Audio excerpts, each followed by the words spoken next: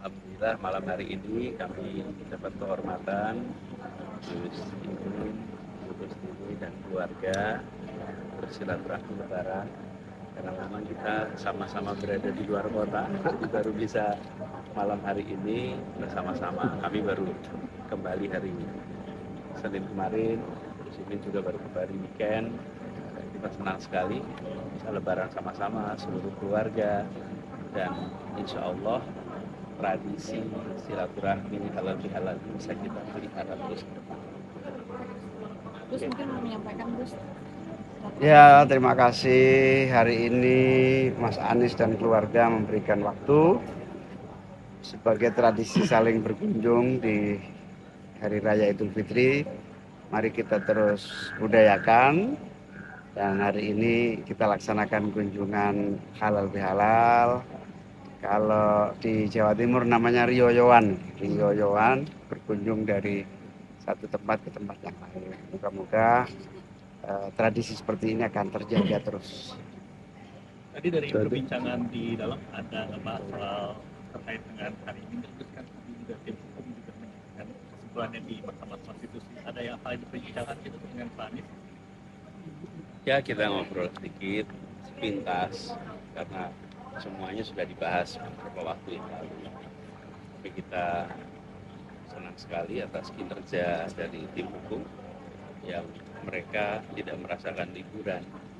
Mereka terus bekerja sepanjang musim lebaran ini karena dikejar deadline tanggal 16 jam 1 harus sudah memasukkan kesimpulan.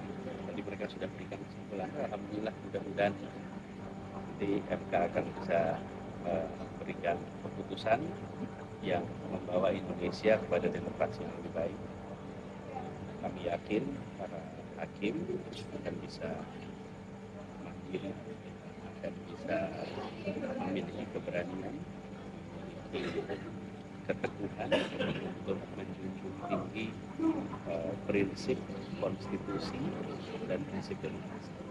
Pak Anies, soal langkah ke depan kemarin Willy Aditya mengungkapkan bahwa Pak Surya Paloh ternyata sudah membuka diskusi soal Pilgub DKI. Itu seperti apa itu Pak Anies komunikasinya dengan Pak Surya Paloh? Kita sekarang lagi menunggu MK. Jadi kita semua fokusnya di situ, tuntaskan proses ini. Pak Anies sedikit Bu Megawati tadi mengajukan diri sebagai amikus kurir atau sahabat pengadilan. Tanggapan dari Pak Anies dengan ini menggambarkan bahwa situasinya memang serius dan seperti kami sampaikan pada saat pembukaan persidangan di MK bahwa ini Indonesia di persimpangan jalan. Apakah kita akan kembali ke era di mana praktek-praktek demokrasi menjadi seremonial saja karena semua sudah serba diatur?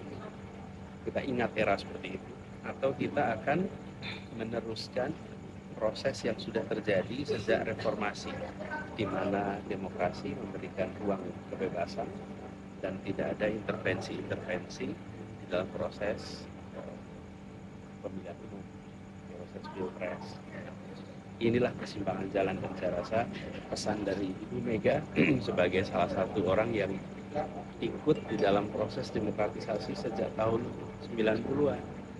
Beliau merasakan ketika segalanya serba diatur, mana pemilu dan pilpres pada masa itu nggak perlu ada surveyor karena semua sudah tahu hasil sebelum proses pemilu saat itu.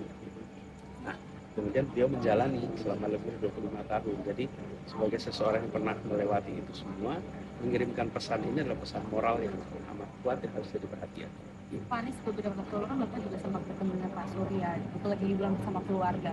Sempat pembahasan soal MK kah putusan dengan atau perbincangan untuk next lebaran. Jadi hanya silaturahmi Pak, nggak ada obrolan mungkin ngebahas soal pilgub. Enggak, ini cuma keluarga lebaran. Gus Imin, izin kemarin Wakil Ketua Umum Gerindra Habibur Rahman mengatakan bahwa Bang Dasko menjadi pihak yang menjembatani komunikasi antara Gerindra dengan PKB. Ini dikatakan bahwa Bang Dasko ini berkomunikasi dengan semua elit PKB. Ini sebenarnya juga sudah berkomunikasi dengan Caimin, goda-godaan untuk bergabung atau belum, itu seperti apa itu Caimin? Saya sejak Pilpres sampai hari ini belum pernah ketemu Pak Dasko. Dan Dan memang saya baru besok pagi mulai ngantor ke DPR. Setelah sekian lama cuti dan off ya dari DPR, jadi belum pernah ketemu Pak Dasko. Artinya apa komunikasi dengan Pak Prabowo pun bahkan kalau dengan Pak Belum. Dasko belum. Terus tadi juga disebutkan bahwa PKB ini mencalonkan anak muda sebagai salah satu calon yang dari internal PKB akan diusung buat DKI Jakarta.